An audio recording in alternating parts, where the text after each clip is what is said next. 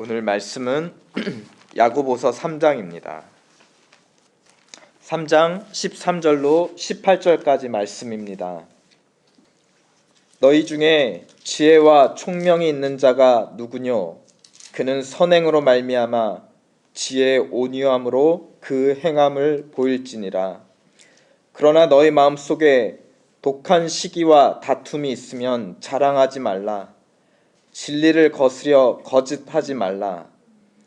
이러한 지혜는 위로부터 내려온 것이 아니요 세상적이요 정욕적이요 마귀적이니 시기와 다툼이 있는 곳에는 요란과 모든 악한 일이 있음이로다.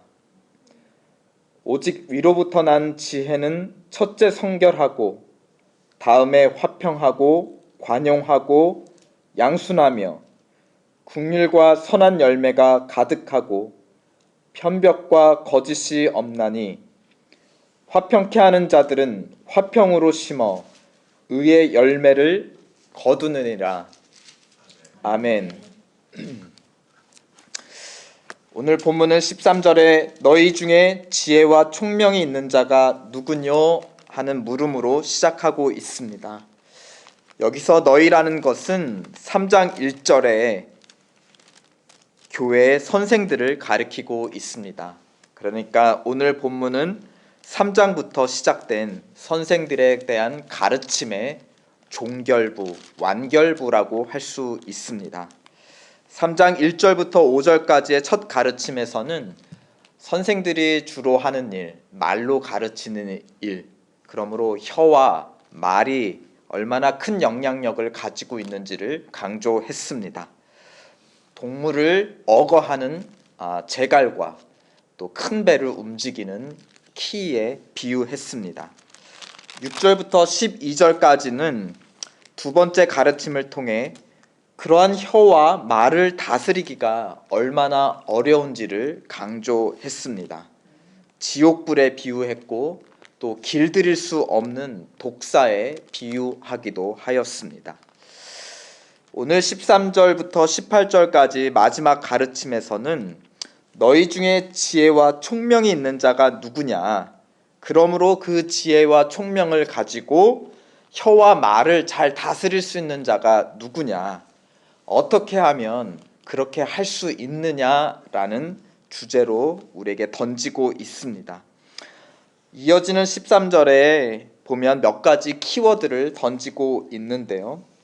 선행으로 말미암아 지혜의 온유함으로 그 행함을 보이는 자다. 즉 선행, 지혜, 온유라고 하는 세 가지 키워드를 우리에게 던지고 있습니다. 이것을 조합해보면 마음이 온유하여 선을 행하는 자가 바로 그 지혜로운 자이다 라고 결론 맺고 있습니다. 물론 선을 행할 때 그 선행의 첫 열매는 선한 말의 열매일 것입니다.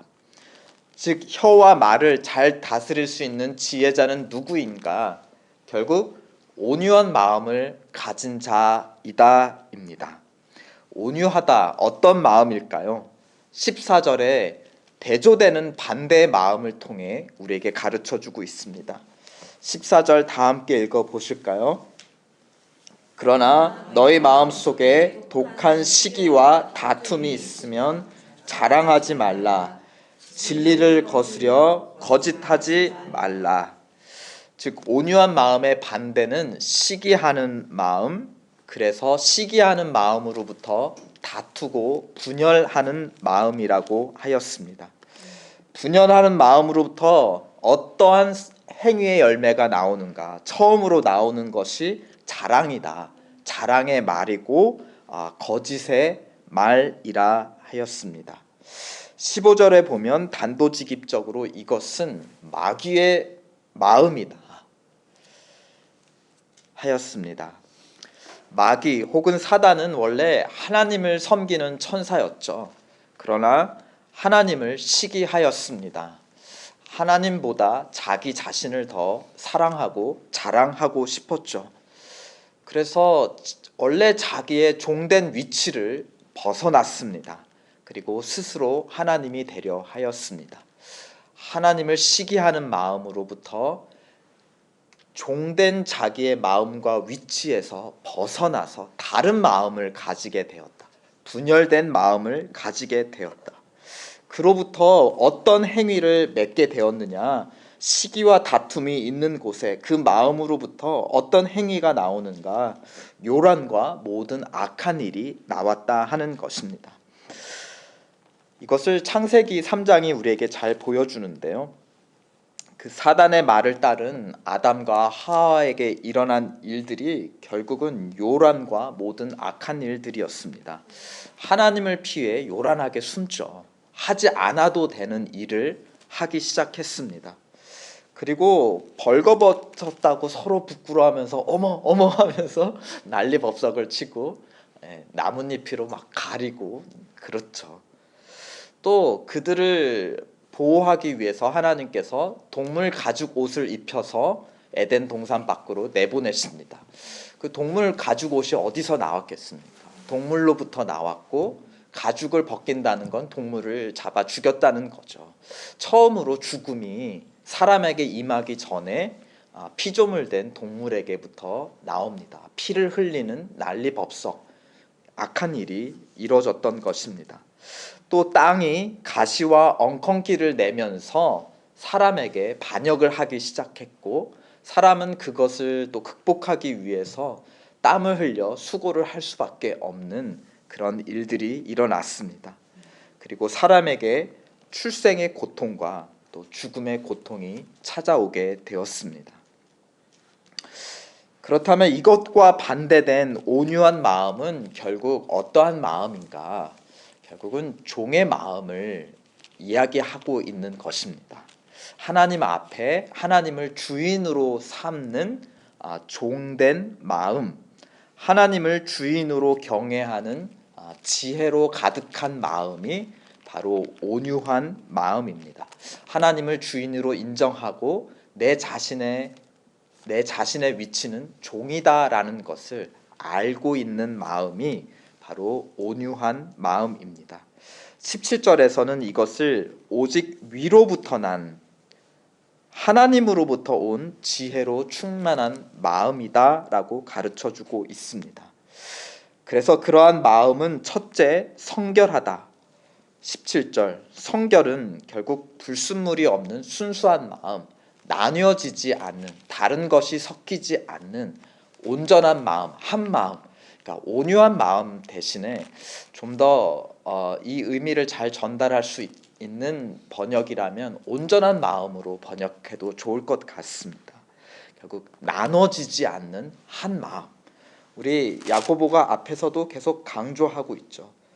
1장 8절에도 보면 두 마음을 품어 모든 일에 정한 없는 자가 되지 말라. 한 마음을 가져라. 지혜롭다는 것은 한 마음을 가지고 있다. 누구를 향한 한 마음이냐? 위에 계신 하나님을 향한 한 마음. 그것이 온전한 마음, 온유한 마음이다. 그러한 마음의 특징 첫 번째는 성결하다. 나뉘어지지 않았다. 섞이지 않았다.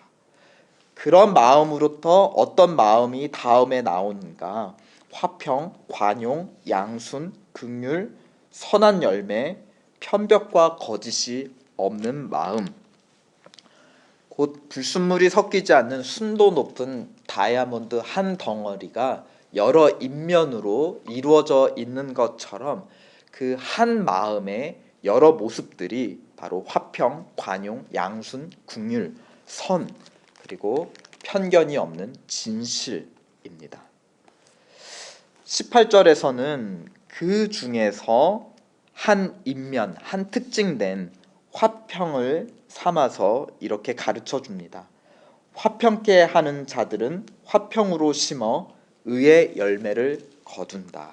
그러니까 화평을 통해서 온유한 마음을 대표적으로 얘기하는 것입니다.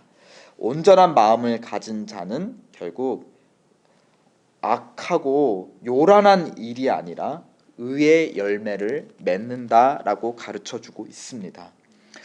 온유, 화평, 긍휼, 이것은 우리에게 예수님의 가르침 중에 첫 가르침이었던 팔복을 연상시켜 주죠.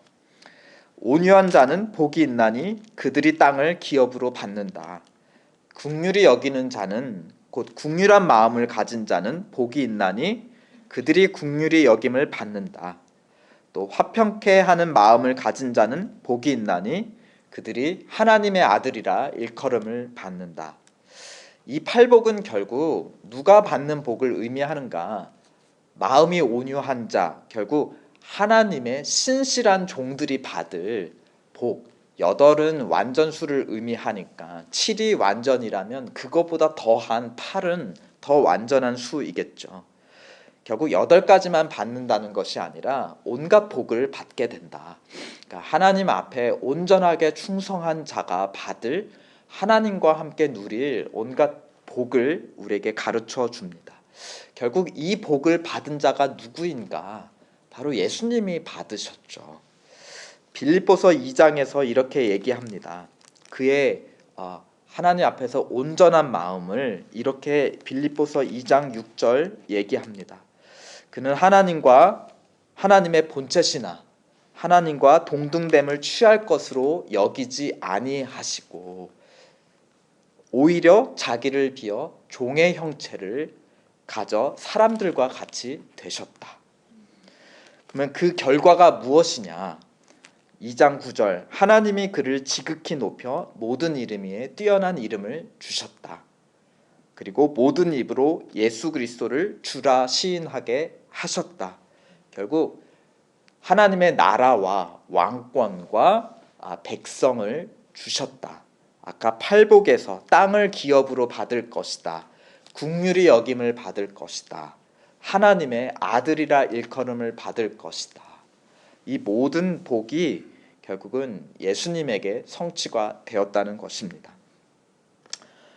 이 모든 가르침 앞에 사도 바울은 빌립보서 2장 5절에서 이렇게 시작합니다. 그러므로 너희 안에 이 마음을 품으라. 곧 예수 그리스도의 마음이다. 어떤 마음이냐? 아버지를 위해서 종의 마음으로 종이 되어서 죽기까지 순종하셨다. 그런 온전한 마음을 가진 예수님을 향해 하나님은 복을 베푸셨다. 너희에게 필요한 것도 바로 이 마음, 예수님의 마음, 온유한 마음. 그래서 온유하다는 것은 그냥 부드럽다는 마음이 아니라 하나님을 향해 죽기까지 순종하는 온전한 종의 마음을 의미하고 있습니다. 오늘 본문은 이렇게 시작하고 있죠. 너희 중에 지혜와 총명이 있는 자가 누구냐? 오늘 본문을 통해 야고보도 대답하고 바울도 대답합니다. 바로 예수 그리스도의 마음을 가진 자이다라고 대답하고 있습니다. 근데 이 가르침을 지금 교회의 입의 역할을 하는, 어떻게 보면 교회 리더십 역할을 하는 선생들에게 주고 있습니다. 그러므로 이 마음은 우리 각자가 품어야 되는 마음이면서도 동시에 교회라는 예수님의 한 몸이 품어야 되는 한 마음이겠죠. 우리 한 사람 한 사람이 예수님의 마음을 가지고 있다면 이 교회가 품어야 되는 한 마음, 그것은 결국 예수님의 마음이라는 것입니다. 그러므로 오늘 본문을 우리는 교회의 관점으로 한번 다시 읽어볼 필요가 있습니다. 한번 이렇게 오늘 본문을 다시 읽어보면 어떨까요? 13절부터 애틀란타에 있는 교회 중에 지혜와 총명이 있는 교회가 누구냐? 그래서 한 사람이 아니라 교회라고 했을 때 애틀란타에 있는 교회 중에 지혜와 총명이 있는 교회가 누구냐? 그 교회는 선행으로 말미암아 지혜의 온유함으로 그 행함을 보일지니라. 그러나 너희 교회 마음속에 독한 시기와 다툼이 있으면, 예를 들어 지역의 다른 교회를 보고 이렇게 시기하는 마음, 그래서 우리 안에 불편한 마음이 있으면 괜히 자랑하지 말라. 우리 교회 이렇다 하고 괜히 시기하는 마음으로부터 우리 교회를 부풀려서 자랑하고 진리를 거슬려 거짓하지 말라. 괜히 커 보이려고 뭐 다른 일에 집중하고 과장하고 그렇게 하지 말라. 그러한 지혜는 위로부터 내려온 것이 아니요 땅 위의 것이요 정욕의 것이요 귀신의 것이니 시기와 다툼이 있는 곳에는 혼란과 모든 악한 일이 있음이라. 그러나 오직 위로부터 난 지혜는 첫째 성결하고 다음에 화평하고 관용하고 양순하며 긍휼과 선한 열매가 가득하고 편견과 거짓이 없나니 화평하게 하는 교회는 화평으로 심어 의의 열매를 거두느니라. 이 말씀을 우리 교회를 향한 말씀으로 받으시기를 축원합니다.